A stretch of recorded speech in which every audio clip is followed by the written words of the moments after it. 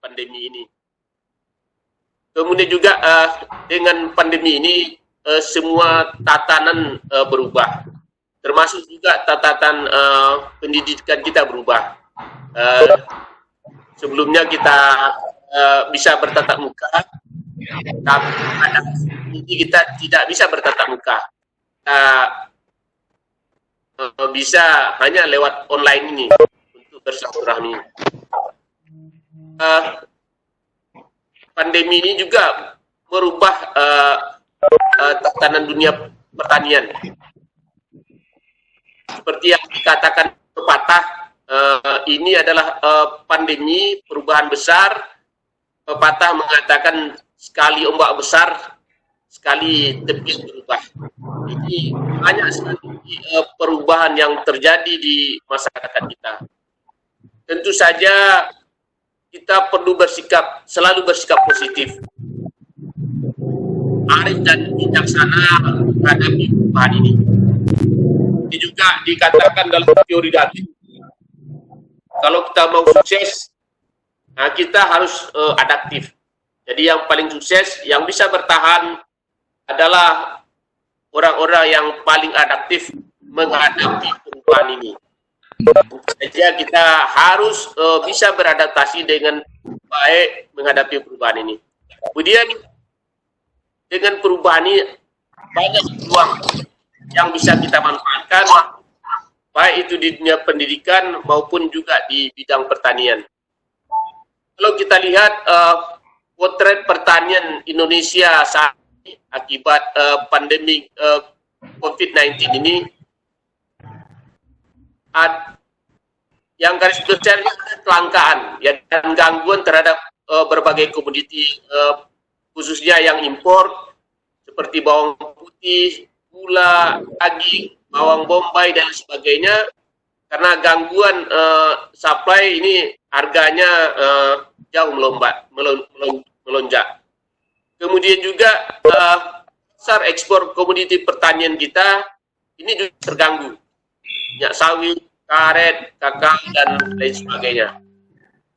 Kemudian juga terganggunya budidaya tanaman, distribusi komoditi dan produk hasil pertanian dalam negeri.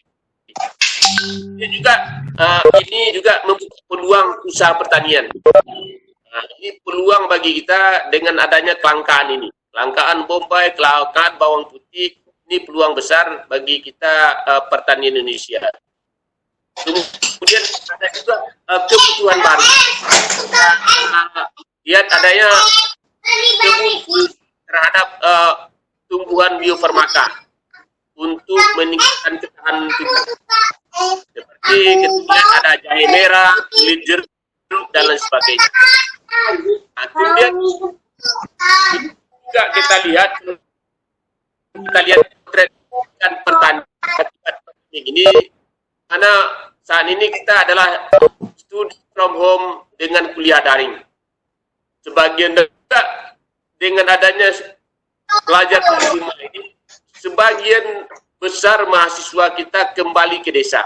Karena kita menyadari bahwa sebagian besar mahasiswa Fakultas Pertanian itu berasal dari desa, dan saat ini mereka belajar dari desa.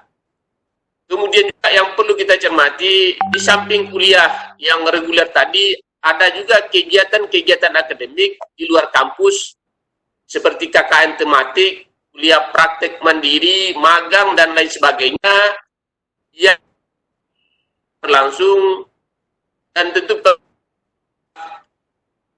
secara kreatif untuk melaksanakannya. Dan sangat menarik juga, dalam kuliah di luar kampus ini, kita perlu mempersiapkan program belajar merdeka kampus merdeka ini. Ini suatu kesempatan yang sangat bagus bagi kita. Ini dengan adanya mahasiswa pertanian berada di habitatnya di desa, ini kesempatan bagus bagi kita, bagi mahasiswa kita tersebut tidak hanya belajar teoritis pertanian, mereka juga bisa praktek berinteraksi langsung dengan dunia pertanian. sehingga terjadi transfer knowledge dari mahasiswa ke petani, dan sebaliknya juga mahasiswa bisa menyerap kearifan yang dimiliki petani. Peluang ikut mensukseskan program pemerintah di bidang pertanian ini juga menjadi peluang besar bagi kita dalam pandemi ini. Jadi inilah bagaimana kita kondisi pandemi COVID-19 ini dapat berimprovisasi melaksanakan pendidikan sehingga lembaga pendidikan tinggi pertanian dapat menghasilkan sarjana paripurna, serta perguruan tinggi pertanian dapat pula membantu pemerintah menyelesaikan permasalahan pertanian yang kita hadapi saat ini. Kami ingin berbagi dengan Bapak Ibu sekalian apa yang kita sedang jalankan dan apa yang sedang kita rencanakan selama pandemi COVID-19. Seperti yang kita ketahui, kita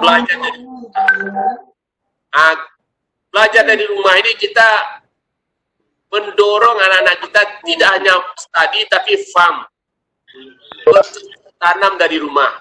Ini yang kita dorong anak-anak kita. Kemudian juga kita merancang penelitian dan pengabdian masyarakat dengan mengatasi konflik dampak pandemi COVID ini di bidang pertanian. Kita lakukan kerjasama dengan pemerintah daerah, kemudian kita rancang kegiatan akademik di luar kampus, KKN tematik, kuliah praktek mandiri dan sebagainya, dan juga merancang program kampus belajar. Ini yang ingin kami sampaikan juga kepada Bapak, ini yang kami lakukan, belajar bercocok dari rumah. Jadi kita dorong mahasiswa kita itu di samping belajar, karena mereka berada di kampungnya, desanya, maka kita dorong mereka juga bercocok tanam, melakukan budidaya apa saja di desanya masing-masing. Ini saya kira ini tujuannya tidak lepas tentu juga bagaimana kita peduli, mendorong mahasiswa kita ini peduli terhadap COVID-19 ini, dan fokusnya kita ke pertanian, ke ketahanan pangan, ketersediaan pangan, pasokan pangan dapat terpenuhi. Mungkin yang lain-lain telah bekerja atau melaksanakan program lain seperti bagikan masker dan lain sebagainya. Kita tentu saja bidang pertanian fokus kepada ketahanan pangan, ketersediaan pangan. Jadi kemudian ini sambil belajar perlu bertanam. Nah, ini kita dorong mahasiswa, dan ini akan meningkatkan soft skill mahasiswa. Ilmu yang mereka miliki bisa mereka praktikkan di kampung mereka, dan tentu saja ini mereka bisa akan menjadi benchmark di kampung mereka, di desa mereka. Nah, apa yang kita lakukan, kita dorong mereka buat proposal, nanti akan kita seleksi hasilnya. Nah, ini saya contoh contoh salah seorang mahasiswa kita. Assalamualaikum warahmatullahi wabarakatuh. Nama saya Gunawan Sanjaya, 17/23/2012, jurusan Ilmu Tanah. Saya adalah peserta program Farming from Home. Pada sebelumnya saya telah melaksanakan program ini jauh sebelum program ini ada. Pada liburan yang lalu saya telah menanam buah naga yang ini sudah dapat dinikmati hasilnya. Ini tanaman naga yang saya tanam di belakang rumah saya.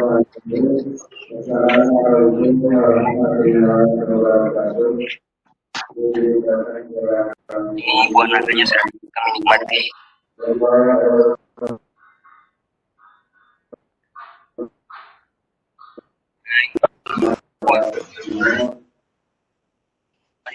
Saya juga telah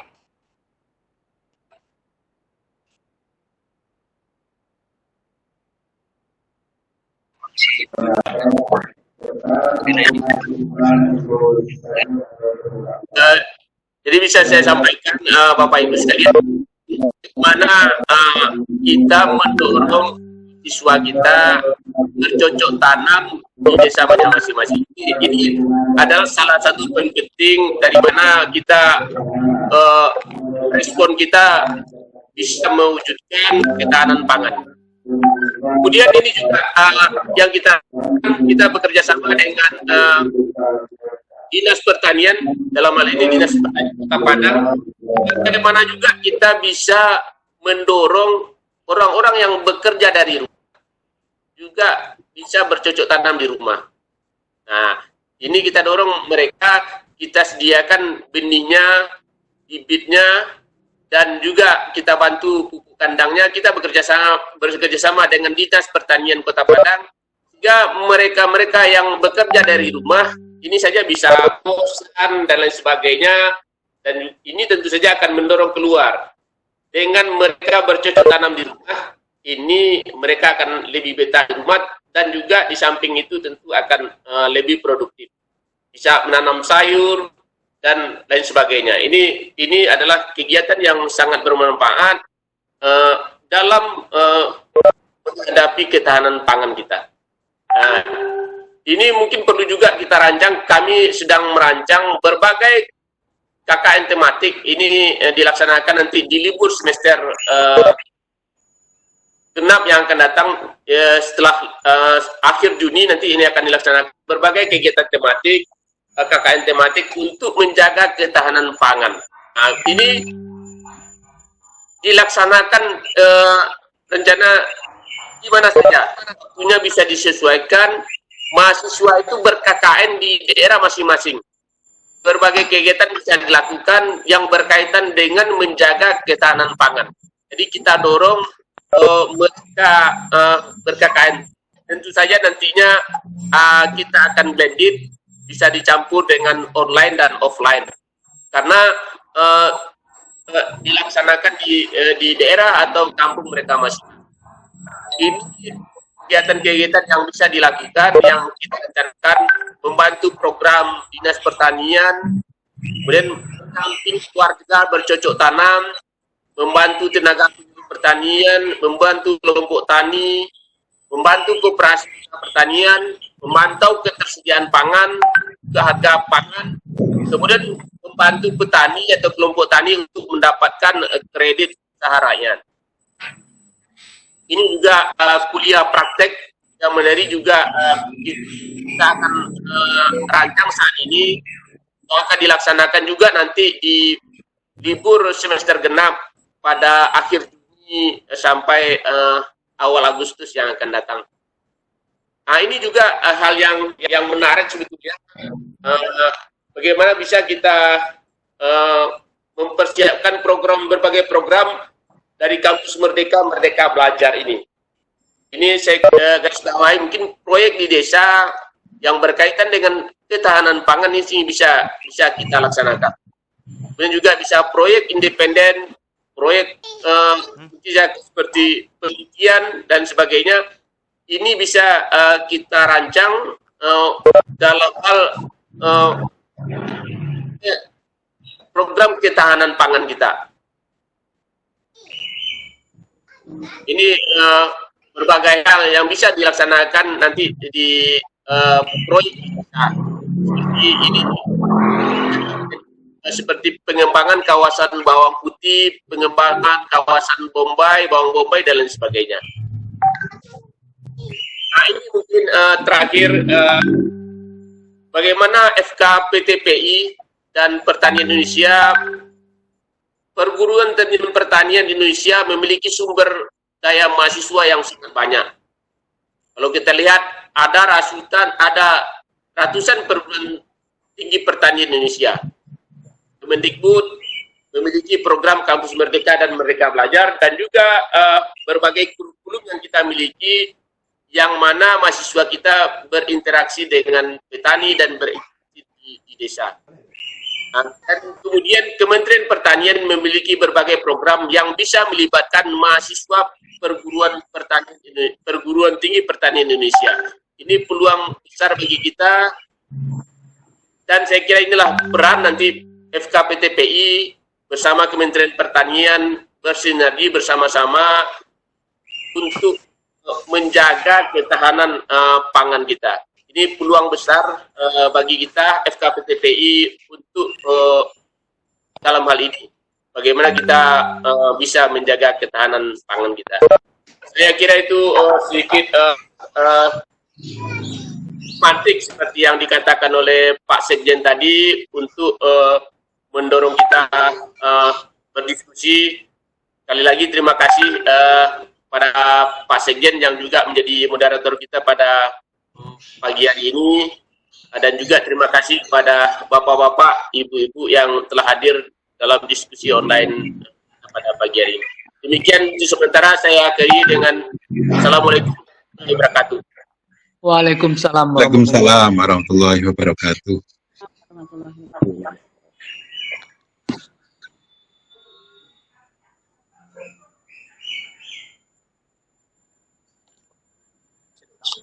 Baik, terima kasih Pak Munzir.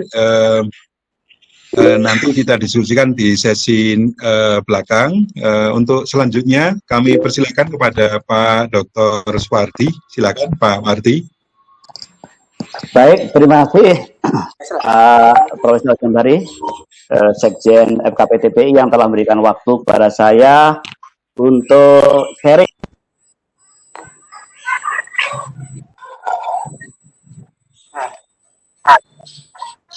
Itu share-nya Pak Munzir itu dikeluarkan dulu, Pak.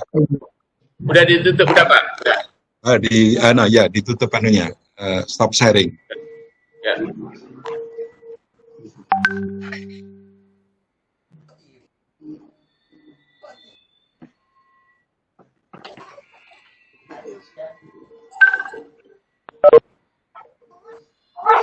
Baik, terima kasih. Jadi dampak global dari COVID-19 ini telah kita rasakan semua, baik di bidang kesehatan, di bidang berbagai bidang. Nah, khusus di bidang pangan, saya kira ada dua hal yang bisa saya angkat, bahwa seperti peringatan dari Badan Pangan Dunia, EPA, memperingatkan bahwa akan terjadi potensi krisis pangan di dunia, terutama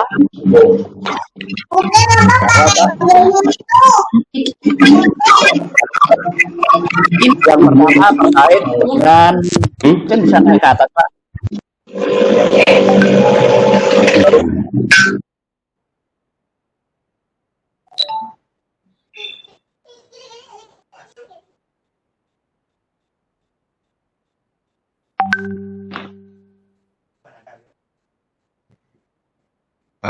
Pak Wardi, suaranya hilang, Pak. Mungkin ke-mute ya? Oke, ya Pak. Baik, sudah kedengaran ya? Jadi dampak COVID-19 ini di bidang pangan itu ada dua hal. Yang pertama adalah turunnya pasokan pangan, produksi pangan. Yang kedua terjadinya hambatan terhadap distribusi pangan, ya. Karena terjadinya penghentian operasional, transportasi, pelabuhan, dan sebagainya. Ini menyebabkan nantinya akan terjadi terhambatnya distribusi. Nah, sebetulnya salah satu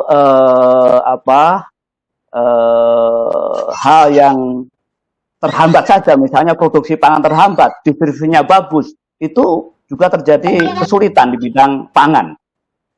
Dan juga sebaliknya, pangannya ada, distribusi terhambat, ini juga menjadi masalah. Nah, di dalam COVID-19 ini dampaknya dua hal, pangannya berkurang, kemudian distribusinya juga terhambat. Ini luar biasa dampaknya. Oleh karena itu, tentu ini perlu diantisipasi.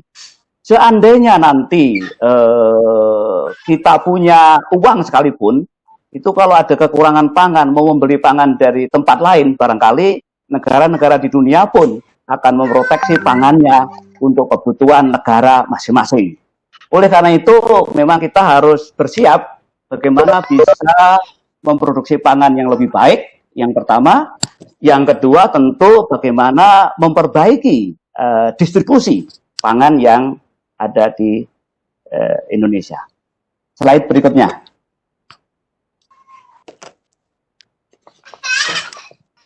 Kita coba belajar dari krisis ekonomi tahun 98, bahwa di tahun 98 itu ada pelajaran yang sangat berharga kepada kita, khususnya dalam hal produksi pangan.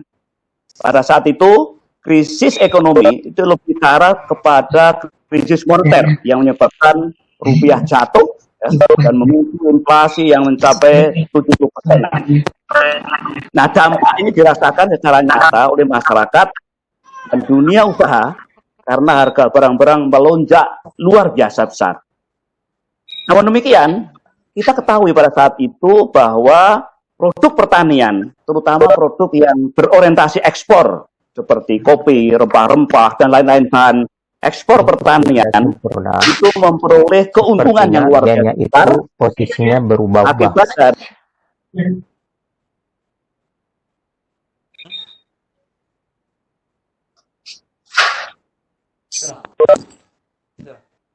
itu berjaya. Jadi bisa kita katakan bahwa krisis ekonomi di tahun 98 itu sektor pertanian itu berjaya. Nah, pertanyaannya, apakah krisis ekonomi, krisis COVID-19 di tahun ini juga akan menyebabkan pertanian berjaya? Nah, ini pertanyaan yang perlu kita jawab. Slide berikutnya.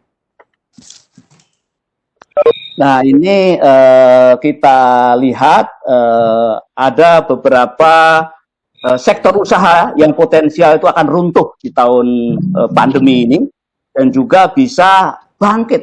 Ya. Nah, yang runtuh itu misalnya turisme, ya, penerbangan, kemudian otomotif, real estate itu sektor-sektor yang akan runtuh. Tapi pertanian itu diprediksi pertanian itu akan berkembang sangat pesat, akan menjadi pemenang.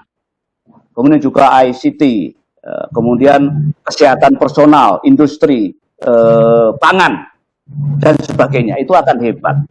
Nah, tentu saja industri pertanian akan menjadi bagus jikalau tentu dikelola dengan baik. Oleh karena itu, ada beberapa saran dan langkah barangkali yang dapat saya angkat yang nanti bisa menjadi bahan diskusi. Berikutnya. Nah, saran solusi yang pertama itu ini mendorong pemerintah pusat dan daerah sebenarnya memetakan kantong-kantong produksi pangan dan memetakan distribusi dan logistik. Nah, ini saya kira masih banyak juga pemerintah daerah yang masih belum memanfaatkan ya, memetakan potensi-potensi pangan. Nah, saat ini saya kira waktu yang sangat tepat untuk dapat memetakan itu sehingga nanti dapat diketahui di mana potensi pangan yang bisa dikembangkan dalam waktu yang sangat dekat.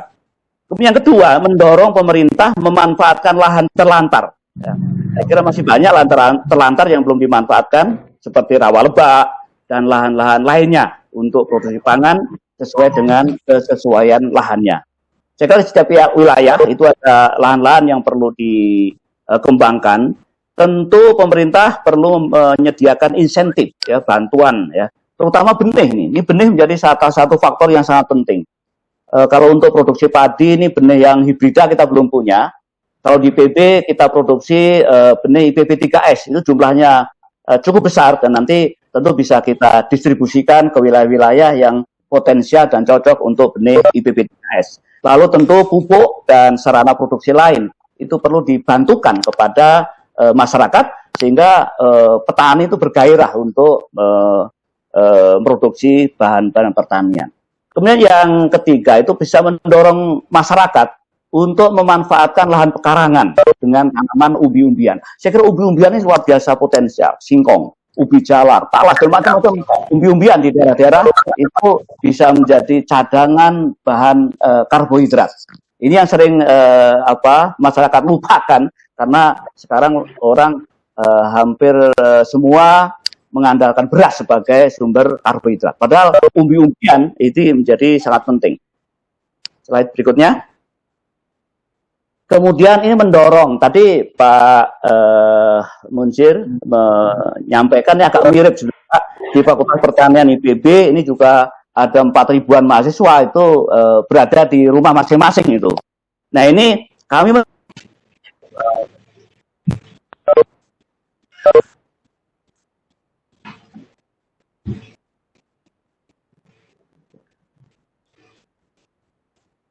Halo, Pak Wardi, kemute lagi nggak ya?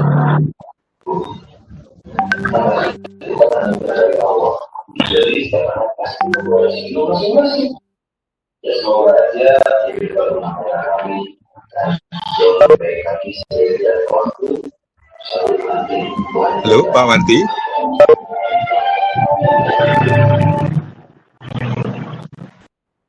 Halo, Pak Wardi. Suaranya hilang ya?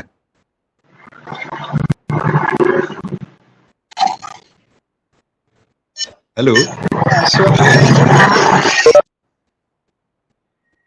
Pak Wardi, suaranya hilang ya?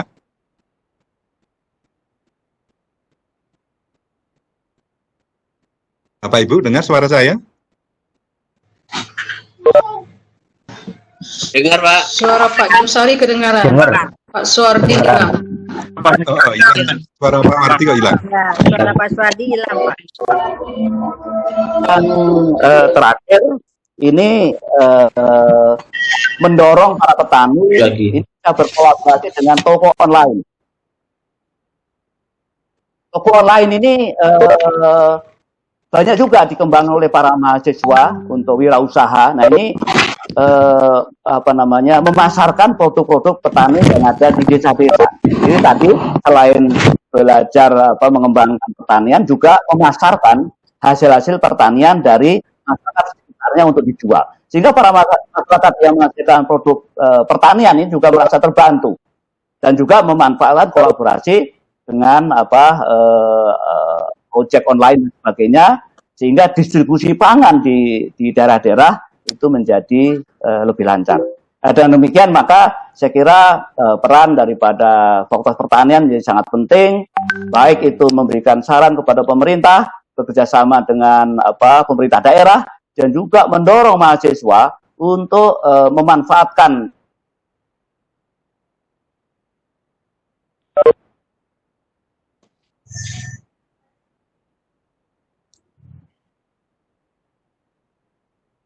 Jangan kok soal.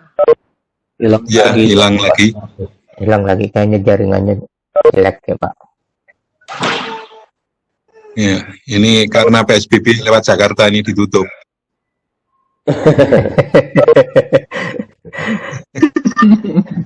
Terganggu juga online-nya, Pak ya. Ada Mari. Iya, ini sebenarnya suaranya nggak mute ini. Mungkin jaringan nggak ya?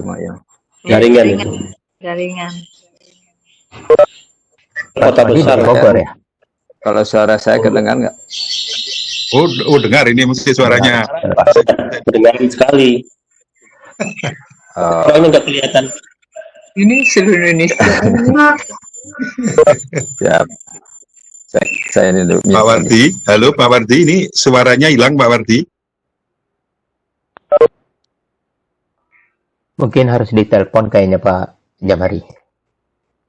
Iya, ini dari Pak Wardi tadi nambahin yang ini toko online, jadi pemasaran yang lebih sifatnya digital sekarang ya. Halo Pak Wardi, coba saya japri ya. Halo. Halo. Komandan Bobotoh. Halo. Halo Pak Komandan. Komandan Bobotoh. Pak, suaranya hilang, Pak. Halo. Nampaknya makin gemuk nampaknya di rumah. Iya. Itu. Ya. Awas tuh kelihatan tuh. Jangan bergerak sembarangan. Ini Pak ya, sampai Ketua, yang tadi mahasiswa dilanjutkan saja. Dilanjutkan Pak Wardi juga tadi itu di awal-awal memang kesulitan. Oh ya, di audionya. Atau berikutnya dulu ya. Berikutnya dulu ya. Berikutnya. Ini ya, ini bisa langsung ngomong aja Pak. Oh, berikutnya Pak sama Dodi adakah? Oh, sudah siap Pak Saman. Pak Saman sudah siap?